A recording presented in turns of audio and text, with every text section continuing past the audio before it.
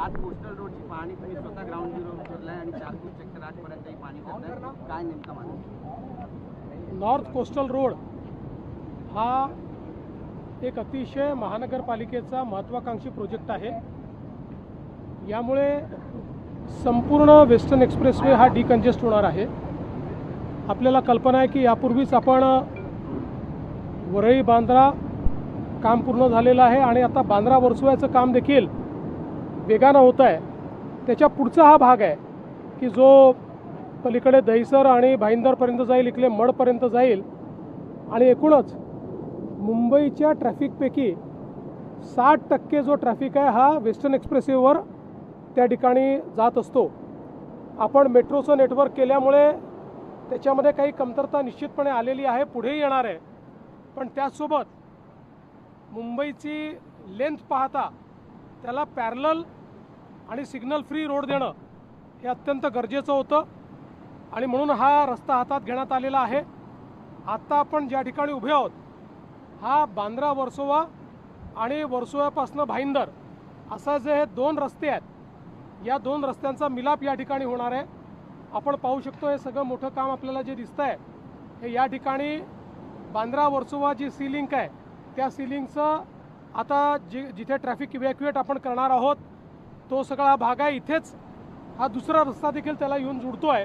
हा पलीकडे मग भाईंदरपर्यंत जाईल आणि मला असं वाटतं की आता अत्यंत वेग या सगळ्या कामाने घेतलेला आहे।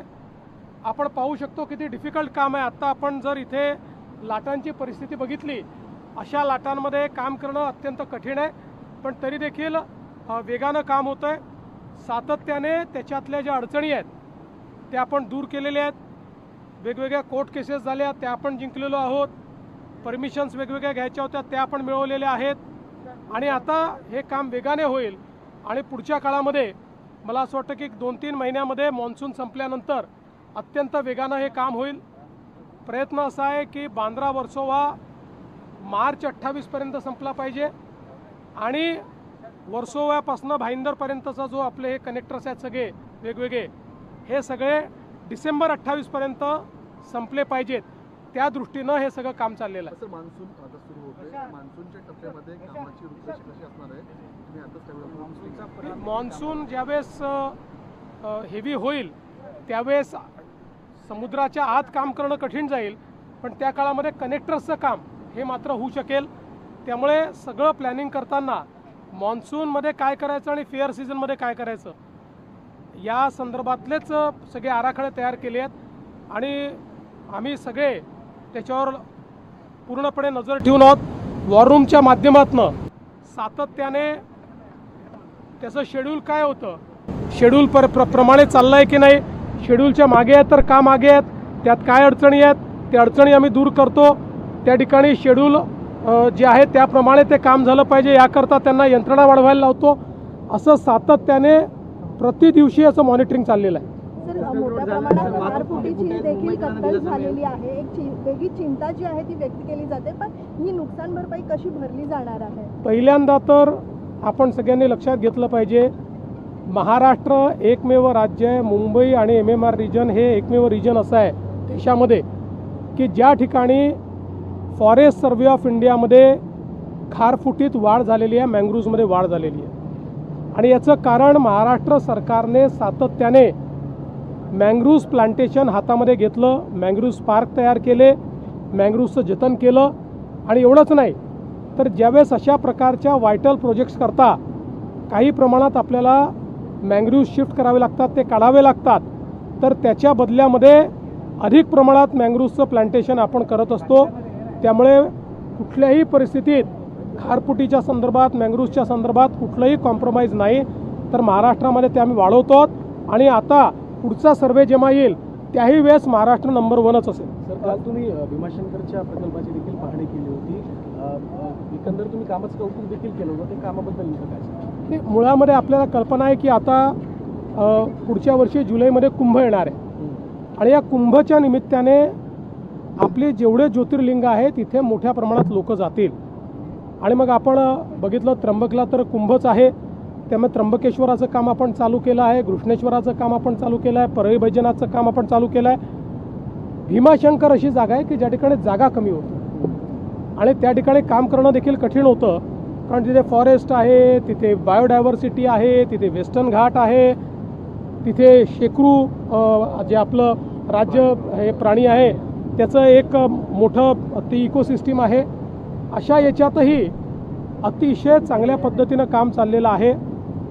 त्या ठिकाणी विशेषतः मला सांगताना आनंद वाटतो की गावकऱ्यांनी जो समर्थन दिलेलं आहे, 150 घरांचं संपूर्ण गाव जे त्या मंदिराच्या आजूबाजूला आहे ते संपूर्ण गाव शिफ्ट व्हायला तयार झालेलं आहे आणि जवळपास 1.5 किलोमीटरवर ते पूर्ण गाव हे आम्ही एक आदर्श गाव म्हणून त्या ठिकाणी शिफ्ट करतो आहे. त्यामुळे देशातलं एक आश्चर्य म्हणून या संपूर्ण देवस्थानाकडे पाहिलं जाईल आणि याचं काम जे 1.5 वर्षात करायचं होतं, जे प्रॉपर मंदिराचं काम आहे ते काम 6 महिन्यात आपल्या प्रशासनाने पूर्ण केलं आहे. जिल्हाधिकारी असतील, जिल्हा प्रशासन असेल आणि PWD असेल, या सगळ्यांनी अतिशय उत्तम काम त्या ठिकाणी केलं. सद्यस्थितीत महाराष्ट्रामध्ये अर्थ खातं सांभाळण्यासाठी एकमेव व्यक्ती योग्य आहे, ते म्हणजे देवेंद्र फडणवीस, असं संजय राऊतांनी म्हटलं. हे लास्ट सर्टिफिकेट आहे ज्याची मला आवश्यकता होती. आता कुठले सर्टिफिकेट घ्यायला मला लावताय तुम्ही. त्यामुळे मला असं वाटतं की महाराष्ट्रामध्ये आमच्या महायुतीमध्ये अनेक नेते आहेत जे हा जो काही अर्थ खात्याचा कारभार आहे तो सांभाळू शकतात. सध्या मी तो सांभाळतो आहे, भविष्यात बघूया. सर, दुसरा एक पॉलिटिकल प्रश्न, दुसरा ऑपरेशन टायगर संदर्भामध्ये आणि सर्व खासदारांची बैठक शुभेच्छा दिलेल्या आहेत का? मी निश्चितपणे राज ठाकरे यांना मनापासून शुभेच्छा देतो आणि त्यांच्या जन्मदिवसाच्या निमित्ताने ईश्वर त्यांना आशीर्वाद देव अशा प्रकारची मनोकामना व्यक्त करतो. दुसऱ्या बाजूला राज्यामध्ये शिवसेनेकडनं ऑपरेशन टायगरची सुद्धा चर्चा केली जाते. आता जसं विचारण्यात आलं, आज मातोश्रीवर खासदारांची बैठक सुद्धा बोलवण्यात आली, परंतु माहिती अशी मिळते की काही खासदार अनुपस्थित राहतील. मला त्याची काही कल्पना नाही, कोण येणार आहे कोण जाणार आहे. आता बैठक झाली की कोण कोण होतंय मला सांगा, कोण नव्हतं ते देखील मला सांगा. म्हणजे मग एकीकडं आपण पाहत असाल तर उबाडाच्या एकीकडे उबाडाच्या ज्या बैठका होतात तिकडे खासदार अनुपस्थित राहतात, दुसरीकडे आपल्या प्रदेशाध्यक्षांचा दौरा सुरू आहे, तिथे शरद पवार गटातले आमदार आपल्याला उपस्थित पाहायला मिळतात. प्रेम आहे दुसरं काही नाही आहे. प्रेम आहे, फक्त प्रेम आहे, शुद्ध प्रेम आहे.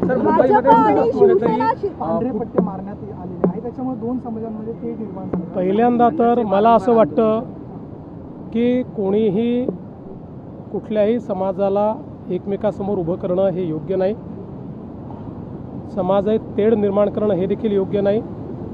एखाद्या समाजाची एखादी परंपरा असेल तर ती परंपरा त्यांनी सांभाळली पाहिजे, इतर समाजांनी त्याचा एक प्रकारे मला असं वाटतं की आदर केला पाहिजे आणि इतर समाजाचा आदर देखील ज्यांची परंपरा आहे त्यांनी केला पाहिजे. दोघांनी एकमेकाचा आदर करणं हे मला असं वाटतं की आपल्या संस्कृतीत एकमेकाचा आदर करणं हेच महत्त्वाचं आहे. विनाकारण प्रत्येक गोष्टीला वादामध्ये नेऊन त्याच्यामध्ये राजकारण ओतणं याने कधीच फायदा होत नाही, त्यांनी मतं देखील मिळत परंतु याला या सगळ्या प्रकाराला सांस्कृतिक दहशतवाद म्हणून मनसेकडनं संबोधित केलं जातं. हे कितपत? मी तुम्हाला एक सांगू का, अनेक वेळा चर्चेत राहण्याकरता वेगवेगळे लोक वेगवेगळ्या गोष्टी करत असतात. त्या प्रत्येक गोष्टीला मुख्यमंत्री म्हणून मी बोललंच पाहिजे, प्रतिक्रिया दिलीच पाहिजे असं मला वाटत नाही. भाजप आणि शिवसेना शिंदे यांच्यामध्ये श्रेयवाद पाहायला मिळतोय.